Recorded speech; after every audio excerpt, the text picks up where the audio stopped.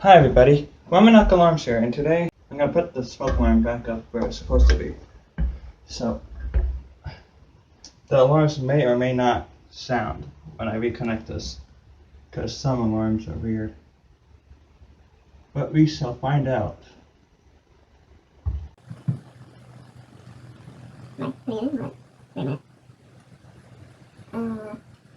Trying to figure it out. Okay, so there's the seahorse there. And okay.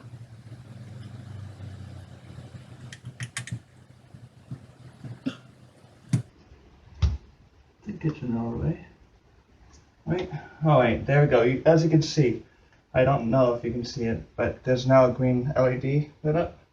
That means it's successfully connected. This is not easy.